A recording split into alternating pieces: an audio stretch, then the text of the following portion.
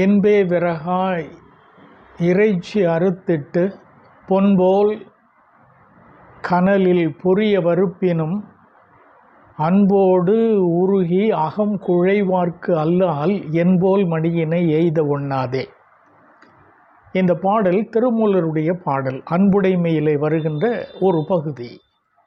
இதனுடைய பொருள் என்ன என்று சொன்னால், என்னுடைய உடலிலே இருக்கின்ற எலும்புகளை எல்லாம் விறகுகளாக அடுக்கி அதிலே தீ வைத்து என்னுடைய உடம்பிலே இருக்கின்ற இந்த சதையை அறிந்து அதன் மேல் போட்டு பொன்னை போன்று அது நிறம் வருகின்ற வரைக்கும் அதை நெருப்பிலே வாட்டி எடுத்து படைத்தாலும் என்னுடைய உள்ளத்திலே அன்பு உருகி கடவுள் மீது நான் நாட்டம் கொள்ளாவிட்டால் அதனால் எந்த விதமான பயனும் இல்லை என்பது இந்த பாடலினுடைய கருத்து. அன்புடைமை என்னும் அதிகாரத்திலே திருவள்ளுவர் இதை பற்றி ஏராளமாக சொல்லுகின்ற போது அன்பையும் எலும்பையும் ஒன்றாக இணைத்து பாடுகின்ற ஒரு 5 பாடல்கள் அதிலே குறட்பாக்கள் வருகின்றன. அதில் அன்புடையார் என்பும் உரியர் பிறர்க்கு என்கின்ற ஒரு திருக்குறளை பற்றி இதற்கு முந்தைய பதிவிலே நான் போட்டிருக்கின்றேன்.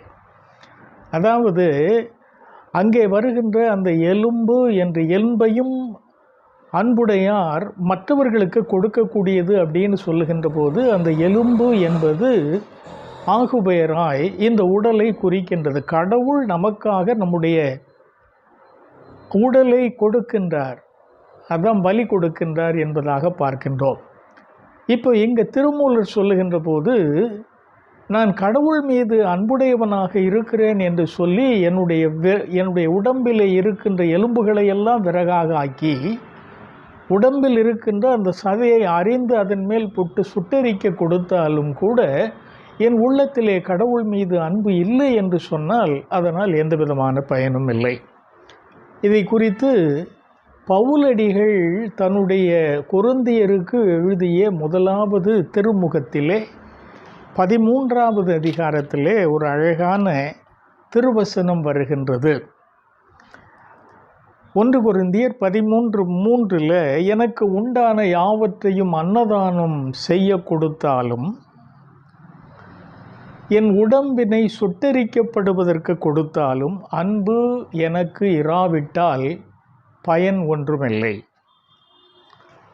அதை அழகாக அவர் சொல்லுவதை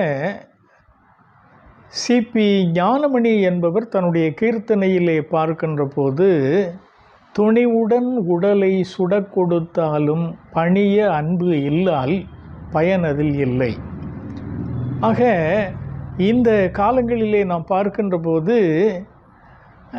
பல நிகழ்ச்சிகளில் நம்மை சுற்றிலும் இருக்கின்ற நம்முடைய சகோதரர்கள் பல்வேறு சமய நம்பிக்கை உடையவர்கள் தன்னுடைய உடம்பினை அவர்கள் சிதைப்பதற்கு கொடுக்கின்றார்கள்.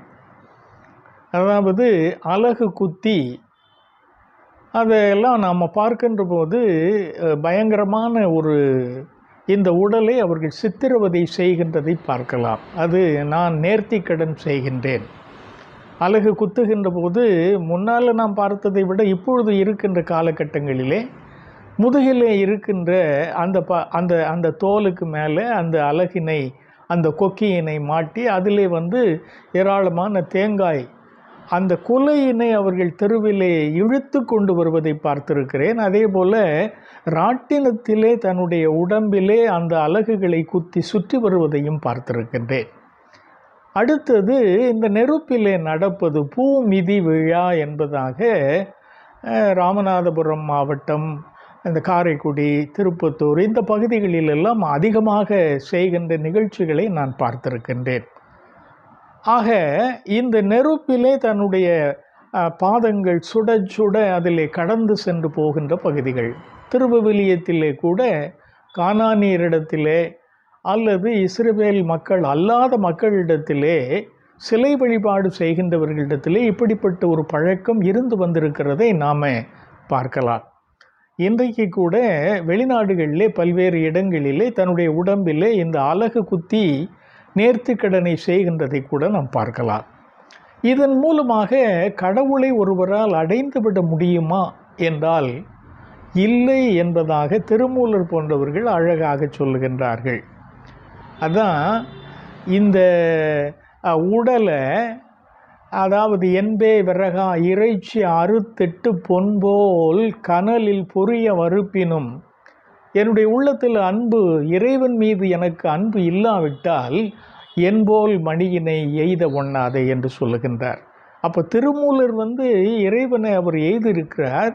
ஏன்னா அவர் மீது இவர் கொண்டிருந்த அன்பின் காரணமாக. இந்த அன்பு தான் எல்லாவற்றிற்கும் மூலமாக இருக்கிறது என்பதை திருவிவிலியத்தில் இயேசு பெருமானினுடைய வார்த்தையிலே நீங்கள் ஒருவர் மீது ஒருவர் அன்பாயிருங்கள் என்கின்ற புதிதான ஒரு கட்டளையை உங்களுக்கு சொல்லுகின்றேன். இது என்ன புதிதான கட்டளை?